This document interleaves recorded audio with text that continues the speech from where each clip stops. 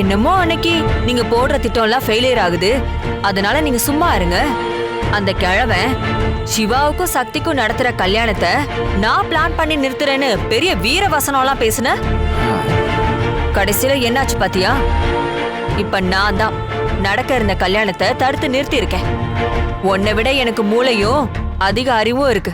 இப்பயாவது புரிஞ்சுக்கோ. அத்த, இவெல்லாம் வேஸ்ட் அத்த.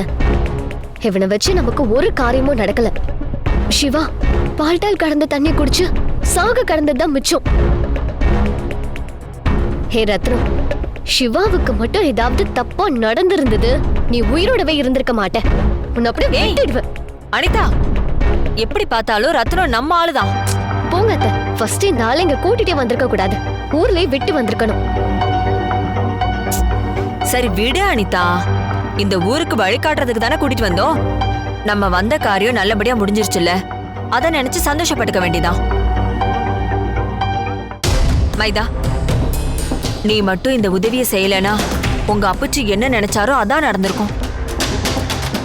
எங்களுக்காக இவ்வளவு வருஷமா விசுவாசமா இருந்த உங்க அப்புச்சிக்கே நீ குழி பறிச்சிருக்க. உன்ன மாதிரி ஆளுங்களை தான் எனக்கு ரொம்ப பிடிக்கும். அனிதா, மைதாக்கு நாம பேசின பணத்தை எடுத்துக்கொடு. சரிங்க அத்தை.